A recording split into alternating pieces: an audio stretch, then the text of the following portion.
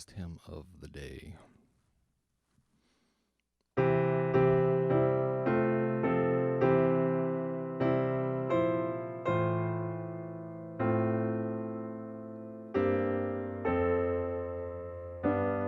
Is that key signature?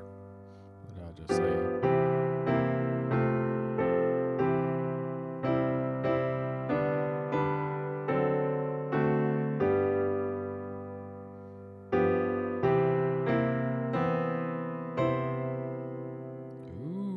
That is a reach I don't have. No, there's no way to get that, is there? No. I hate running into these in sight reading because they actually cause big problems for me. And it's really rare.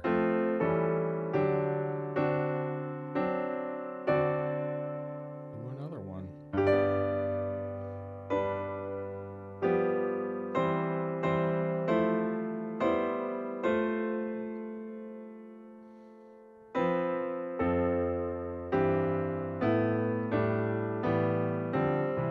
Man, I butchered the whole hymn because I was thinking about that. Okay. One thing I was going to say right at the top is if you have a pickup measure, make sure you think about that when really think, in this case, you're kind of doing an and one so that you're really feeling where the downbeat's at. Because if you are just playing without a sort of da da da da da da, if you have no sense of meter inside, you're going to have a lot of trouble reading because then it's just a lot of static notes. And if I started that and I wasn't thinking about my meter, I could really, really have a weird thing where I'm going da da da da da da dee da. Like, where's the beat? Because if I really feel the first impulse on that first note, or if it's just a whole dry just passage, which it probably sounds like that. But at least if you're thinking about it, you'll probably put a little subtle emphasis on where the downbeats are, and that's helpful, especially if you're actually leading a congregation. Sometimes I'll intentionally play very unmusically. If I can tell it's a tune where the congregation might be having trouble following along, I will do something like that.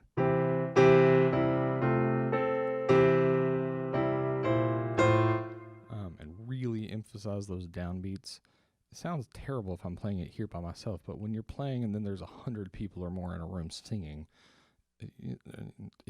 it doesn't. You don't notice that. They can't hear that subtlety. That subtlety is lost when a bunch of people are singing and they're not really, all they care about is, can I hear the melody? Can I feel where the music's at? They're not like, I don't know, he could have crescendoed more here. Nobody can hear that. So anyway, let's try to read this again. And these rolls, I spent a little time working on these rolls at some point. I was working out of a stride book and trying to do those 10th rolls because I can't hit them. That is one thing that I really wish I had out of a 10th.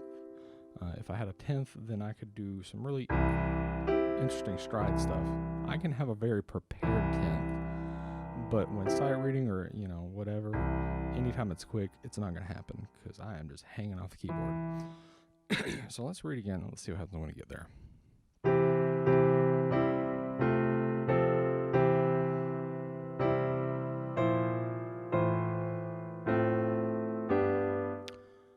I'm messing that whole thing up. I'm going to start in bar 2.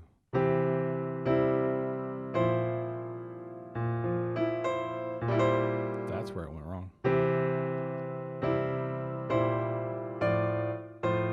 Okay. That's interesting.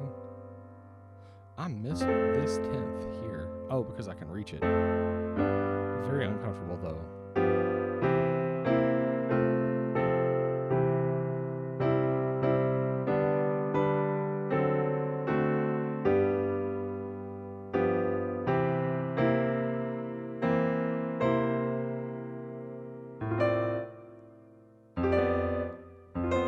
I'm so worried about the 10th in my left hand coming up that I'm just not even thinking about what my right hand is doing.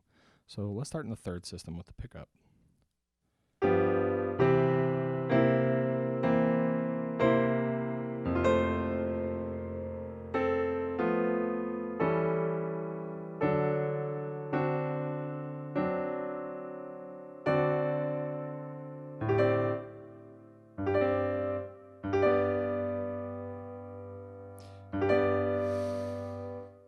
this is one of those cases where I can feel where that G is blind and jump down to it.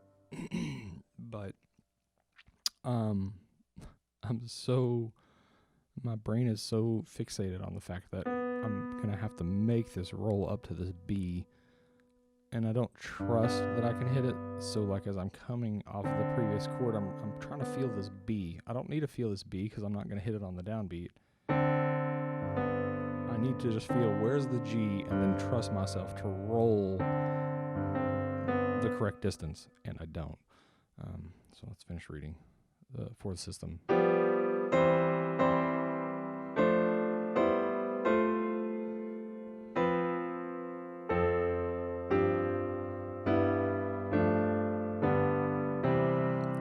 This one's giving me any trouble at all outside of those spots. So let's read it again.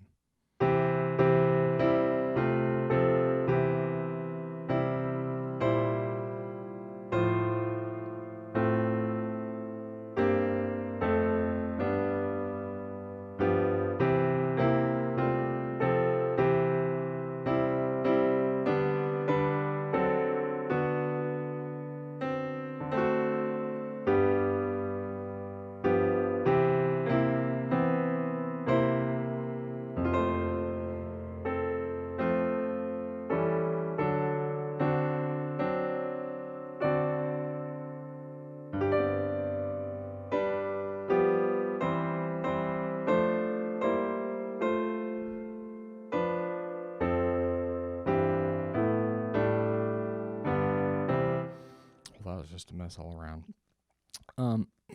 One thing that is kind of interesting, I don't think I actually need to do this, but where you have the F chord, third system, second bar, for some reason I want to sustain this A and then come down and put the tenor in my right hand. There's really no good reason to do that, I guess. It doesn't hurt, but it's weird that my brain's splitting out like that. The thing that would actually make more sense to do here musically that I don't feel comfortable doing would be to roll from the tenor all the way up to the soprano. That way I can sustain through this and still hit this without it getting muddy, theoretically.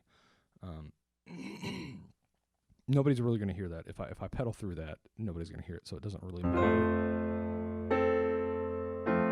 It's just a split second, but theoretically that would be the thing to do. And if I was playing this on organ, it would stop being an issue because that F would be in my foot. So, all right, done with that for today.